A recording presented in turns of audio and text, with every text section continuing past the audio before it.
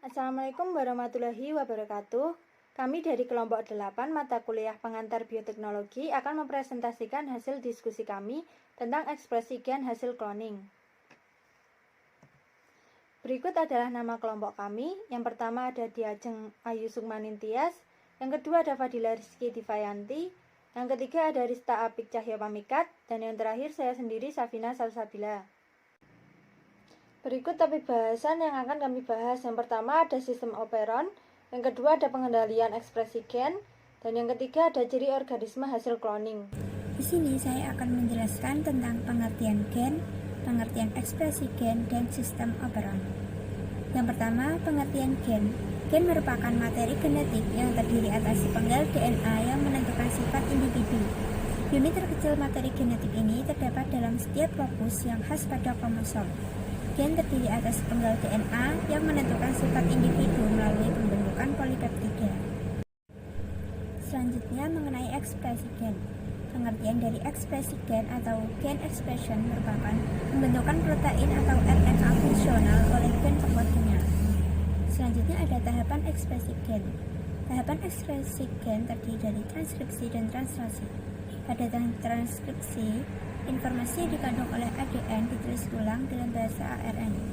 ARN hasil transkripsi akan dilepas dari pita ADN kemudian bermigrasi ke sitoplasma.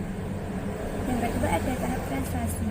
Pada tahap ini ribosom terjadi penerjemahan dari urutan nukleotida ke urutan asam amino. Berikutnya ada sistem operon. Sistem operon merupakan sekumpulan gen bersebelahan yang kerjanya diatur oleh sebuah promoter. Sistem operon terdiri dari 4 komponen dasar DNA. Yang pertama ada promotor, urutan nukleotida yang memungkinkan gen untuk transkripsi. Yang kedua ada regulator, yaitu sebuah gen yang mengontrol gen operator bekerja sama dengan senyawa tertentu yang disebut inducer dan korepresor dalam sitoplasma. Yang ketiga ada operator, yaitu segmen DNA yang mengikat represor. Yang keempat ada gen struktural, yaitu gen yang diatur oleh operon atau merupakan bagian yang mengkode urutan nukleotida RNA. Baik, selanjutnya adalah sistem operon. Regulasi ekspresi gen ini merupakan suatu pengendalian gen yang memiliki fungsi untuk memunculkan fenotip dan juga genotip. Ada dua sistem pengendalian ekspresi gen, yaitu yang pertama adalah pengendalian secara positif, di mana operon diaktifkan oleh produk gen regulator. Dan yang kedua adalah pengendalian negatif, di mana operon dinonaktifkan oleh produk ekspresi gen regulator. Produk dari gen regulator ini juga terdapat dua macam. Yang pertama, aktivator yang berperan dalam pengendalian secara positif, dan yang kedua adalah represor yang berperan dalam pengendalian secara negatif. Yang pertama adalah operon atau operon laktosa. Operon laktosa ini merupakan operon yang terdiri atas gen-gen yang gen-gen tersebut akan menghasilkan enzim yang terlibat dalam peristiwa metabolisme laktosa motor, 3 operator, dan gen A. Adapun di luar operon ini terdapat juga ada gen regulator dan operon yang ia regulasi. Nah, maka tentunya mempunyai promotor itu sendiri. Skema operon laktosa ini benang regulator. Nah, sedangkan sampingnya ini benang berwarna biru termasuk dalam promotor. Dan di mana di daerah promotor ini nanti akan ditempeli polimerase yang kemudian 3 operator sebagai tempat penempelan produk dari gen regulator. Dan produk dari gen regulator itu adalah represor. Maka operon ini adalah contoh dari operon negatif. Nah, enzim galaktosidase dan galaktosidase permease hanya dapat disintesis ketika di lingkungan ada laktosa. Jadi, enzim galaktosidase, enzim yang dihasilkan oleh gen Z, dan enzim yang dihasilkan oleh gen Y, yaitu enzim beta-galaktosidase dan permease, itu hanya dapat disintesis ketika di lingkungan ada laktosa. Nah, karena ekspresi gen diinduksi oleh perubahan kondisi lingkungan, maka operon ini termasuk ke dalam operon inducible. Nah, sehingga dapat dikatakan operon laktosa itu termasuk dalam operon negatif inducible. Kita lihat dalam skema lagi, di mana gen Z ini menghasilkan beta-galaktosidae yang fungsinya ini memecah laktosa menjadi glukosa dan galaktosa. Sedangkan gen Y ini mengkode enzim beta-galaktoside permease yang terlibat memasukkan laktosa di lingkungan ke sel itu sendiri sehingga akan memecahkan laktosa menjadi glukosa dan galaktosa. Sedangkan gen A ini mengkode enzim beta-galaktoside transase silase yang sampai saat ini oleh para ahli itu belum diketahui fungsi dalam metabolisme laktosa. Lalu lanjut dalam operon triptofan atau PRP operon. Nah, operon ini tuh terlibat dalam peristiwa sintesis triptofan yang salah satu asam amino yang dibutuhkan oleh bakteri ini. Nah, ini merupakan skema dari operon PRP atau operon triptofan, di mana kalau kita lihat dalam skema, lingkaran biru ini merupakan kromosom dari E. coli. Nah, operon PRP ini sendiri terdiri dari 5 gen. 5 gen struktural, yaitu TRPE, TRPD, dan TRPC, TRPB, dan TRPA. Yang nantinya semua dari gen struktural ini bisa ditranskripsi dan ditranslasikan menghasilkan beberapa polipeptida yang terlibat dalam peristiwa pembentukan triptofan. Nah, selain dari kelima gen struktural ini, ada juga daerah dinamakan 3PL, TRPL. Yang kita lihat dalam skema ini ada di sebelah kiri, di mana TRPL, L-nya itu berarti leader, yang akan menghasilkan polipeptida leader, yaitu polipeptida yang di ujung, yang berada di ujung, yang berada di paling awal. Lalu sama seperti operon laktosa, operon TRP ini juga memiliki daerah promotor dan juga daerah operator. Nah, promotornya sendiri ini berfungsi sebagai tempat penempelan RNA polimerase, dan sedangkan operator ini merupakan daerah tempat penempelan produk dari gen regulator. Namun, berbeda antara operon laktosa dan juga operon TRP, di mana operon laktosa ini gen regulator untuk meregulasi operon TRP ini letaknya jauh terpisah dari operon TRP. Nah, jika di operon laktosa ini gen regulator itu di sebelah dengan operonnya sendiri. Gen regulator untuk operon TRP itu menghasilkan represor. Karena gen regulatornya itu menghasilkan represor, maka operon TRP ini termasuk contoh mekanisme negatif. Dan ketika kondisi lingkungan itu berubah, dengan adanya kehadiran triptofan di lingkungan, maka peristiwa transkripsi dan translasi pada operon TRP ini ditekan atau ekskresi operon TRP ini diturunkan, sehingga operon TRP ini termasuk ke dalam operon reversible. Nah, sehingga operon TRP ini adalah contoh dari operon negatif reversible. Nah, kita lihat pada skema berikutnya nih ya, di mana represor ini tuh nantinya tidak bisa represor yang berwarna merah ini merupakan nanti tidak bisa menempel di operator karena masih inaktif,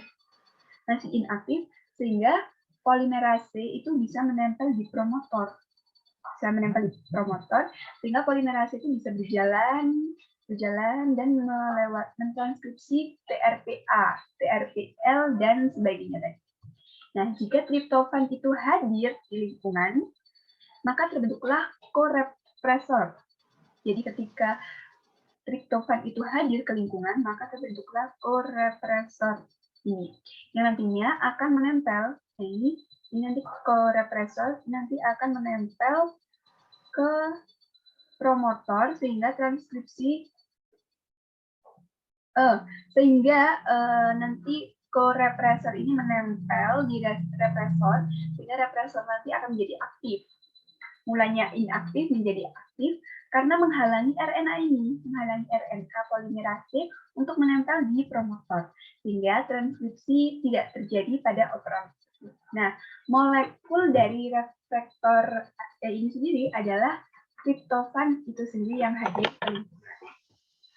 Nah, ketika regulator itu termutasi atau rusak, maka operon TRP juga tetap dapat tertekan ekspresi genetiknya. Jadi ketika triptofan itu hadir, maka mekanisme yang bertanggung jawab menekan ekspresi genetik di operon TRP selain gen regulator adalah peristiwa atenuasi. Nah, yang terpenting dari peristiwa atenuasi ini sendiri adalah kehadiran dari TRPL ini. Berikut penjelasan dari saya akan dilanjutkan oleh rekan saya. Baik, sekarang saya akan menjelaskan tentang pengendalian ekspresi gen atau regulasi ekspresi gen. Seperti yang telah kita pelajari di pertemuan-pertemuan sebelumnya, semua sel dalam satu individu organisme mengandung perangkat DNA atau perangkat genetik yang sama. Sel-sel dari berbagai jaringan yang menyusun jantung, hati, paru-paru, ginjal, otak, kulit, dan lain-lain memiliki DNA yang sama di dalam nukleusnya. Dengan demikian dapat dikatakan bahwa setiap sel dalam tubuh individu sebuah organisme menyimpan informasi dan mengkode semua protein dan RNA yang diperlukan dalam kehidupan organisme tersebut. Tetapi pada kenyataannya, sel-sel tersebut memproduksi protein-protein yang berbeda satu sama lain. Banyak protein-protein yang diproduksi sel-sel kulit tidak diproduksi oleh sel-sel otak. Demikian pula sebaliknya. Bahkan sel yang sama dapat memproduksi protein yang berbeda pada saat dan kondisi lingkungan yang berbeda. Contohnya adalah sel-sel bakteri E. coli akan memproduksi enzim-enzim yang diperlukan untuk katabolisme laktosa apabila di dalam medium tempat tumbuh bakteri terdapat laktosa. Ketika di dalam medium tidak ada laktosa, sel-sel E. coli tersebut tidak memproduksi enzim-enzim katabolisme laktosa, sebagaimana yang telah tadi disebutkan. Mengapa hal ini bisa terjadi? Nah, inilah yang disebut dengan regulasi ekspresi gen. Sel bakteri dapat mengatur ekspresi gennya sesuai dengan kebutuhan. Jadi di dalam sel bakteri seperti terdapat tombol on dan off yang dapat mengatur kapan ekspresi gen tertentu itu dibutuhkan. Nah, regulasi ekspresi gen sendiri merupakan sarana bagi sel untuk mengontrol struktur dan fungsi serta merupakan dasar dalam diferensiasi sel, morfogenesis, serta fleksibilitas dan adaptabilitas masing-masing makhluk hidup. Regulasi ekspresi gen juga merupakan substrat untuk terjadinya perubahan dalam evolusi, karena pengendalian waktu, lokasi, dan jumlah ekspresi gen dapat mempengaruhi fungsi gen secara signifikan, baik pada sel maupun organisme multiseluler. Oke, selanjutnya ada jenis pengendalian ekspresi gen. Yang pertama ada pengendalian positif. Artinya, operon dapat diaktifkan oleh produk ekspresi gen regulator. Yang selanjutnya ada pengendalian negatif, yang berarti operon tersebut dinonaktifkan oleh produk ekspresi gen regulator. Baik, yang pertama saya akan menjelaskan tentang pengendalian positif. Pada gambar yang pertama menjelaskan bahwa gen regulator menghasilkan suatu aktivator yang belum aktif, sehingga transkripsi tidak dapat berjalan. Pada gambar yang kedua menjelaskan bahwa aktivator yang dihasilkan oleh gen regulator berkaitan dengan protein inducer, sehingga aktivator akan beraktivasi dan transkripsi pun akan berjalan. Pada gambar yang ketiga menjelaskan bahwa gen regulator yang menghasilkan suatu aktivator yang sudah aktif dan transkripsi akan berjalan. Pada gambar yang keempat menjelaskan bahwa aktivator yang berkaitan dengan korepresor sehingga menjadi tidak aktif, maka tidak terjadi transkripsi. Lalu selanjutnya ada pengendalian negatif. Pada gambar yang pertama menjelaskan bahwa gen regulator menghasilkan suatu protein represor. Represor ini menempel pada daerah operator yang terletak di sebelah hilir promoter. Penempelan menyebabkan RNA polimerase tidak dapat melakukan transkripsi gen-gen struktural sehingga operon mengalami represi. Pada gambar yang kedua menjelaskan bahwa inducer melekat pada bagian represor dan mengubah struktur dari represor sehingga mengubah secara allosterik konfirmasi molekul represor. Kemudian represor tidak dapat menempel lagi pada operator dan represor tidak mampu menghambat transkripsi serta RNA polimerase akan terus berjalan. Pada gambar yang ketiga menjelaskan bahwa represor yang dihasilkan oleh gen regulator tidak berikatan dan korepresor akan tidak aktif dan transkripsi pun akan berjalan.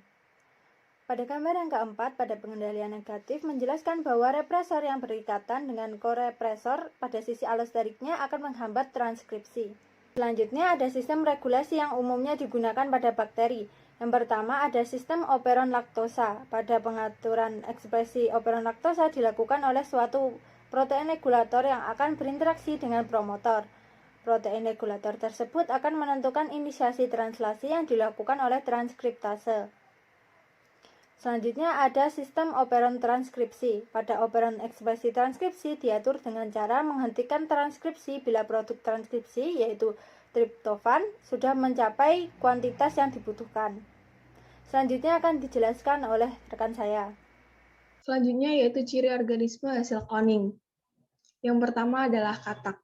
Keberhasilan cloning terhadap suatu organisme atau hewan telah dibuktikan oleh seorang ilmuwan dari Amerika, yaitu John Gurdon pada tahun 1962. Nah, John Gurdon ini berhasil mengkloning katak melalui teknik transplantasi inti atau nuclear transplantation. Nah, dengan memasukkan inti sel epitel usus katak pada sel telur katak jenis lainnya yang tidak dihilangkan intinya. Namun, tingkat efisiensinya hanya 2% saja sampai 40%. Artinya, tidak sama persis dengan induknya, di mana katak hasil cloning ini memiliki keadaan lebih lama bertelur atau bereproduksi dan memiliki badan yang berbeda dengan induknya. Lalu yang kedua, yaitu domba. Pengkloningan berhasil dilakukan oleh ilmuwan bernama Gerald Skelton yang melahirkan seekor domba yang diberi nama Dolly. Nah, Dolly ini lahir setelah melakukan 277 kali percobaan, yang artinya 1:277, atau tingkat keberhasilannya yaitu 0,4%. Nah, domba Dolly ini menurut Gerald Skelton menyatakan bahwa Dolly belum bisa dikatakan 100% hasil pengkloningan karena pada saat melakukan percobaan cloning terhadap domba yang diberi nama Dolly ini, selama 277 kali percobaan, ilmuwan tersebut sempat mengeluh karena ciri dari domba tersebut berubah dari induknya, yaitu pertumbuhannya yang tidak ngenah. Nah, ditandai dengan tubuh dari domba tersebut yang mengalami kegemukan dan wajahnya tampak lebih tua dari usianya. Sampai saat ini belum dapat dipastikan penyebab dari kelainan ciri ini. Lalu selanjutnya ada tanaman vegetatif.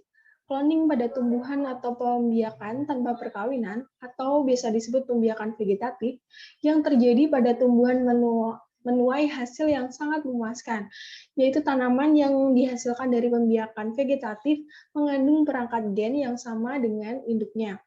Nah, maksud dari perkawinan vegetatif ini adalah untuk mendapatkan pasokan bibit tanaman yang unggul di bidang agrikultura atau tebu, hortikultura atau mangga, ataupun florikultura atau anggrek.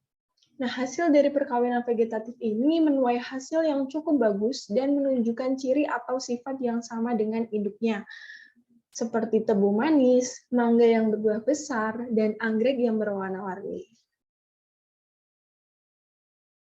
Sekian dari kelompok kami, ada kurang dan lebihnya kami mohon maaf. Wassalamualaikum warahmatullahi wabarakatuh.